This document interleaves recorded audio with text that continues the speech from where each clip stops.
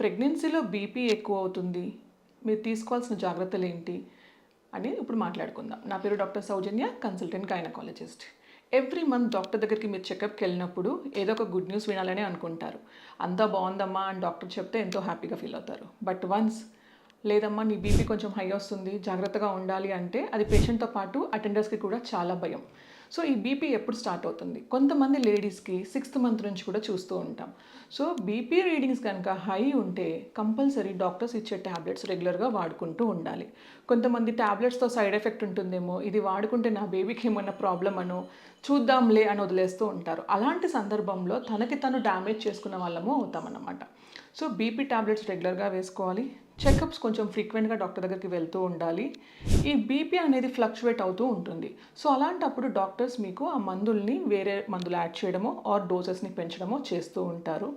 So BP ఎక్కువైతే ఏమవుతుంది madam అని అంటే ఫిట్స్ వచ్చే ఛాన్సెస్ ఎక్కువగా ఉంటుంది, లివర్ ఖరాబ్ అయ్యే ఛాన్సెస్ ఎక్కువగా ఉంటుంది, బేబీ గ్రోత్ అనేది తగ్గడము, ఉమ్మనీరు తగ్గిపోవడము, నెలలు నిండక ముందే డెలివరీ చేయడము, ఇలాంటివన్నీ రిస్కులు చూస్తూ ఉంటాం. సో బీపీ ఉంది అని చెప్తే మందులు తప్పకుండా వాడండి, రెగ్యులర్ చెకప్స్కి వెళ్ళండి. Thank you.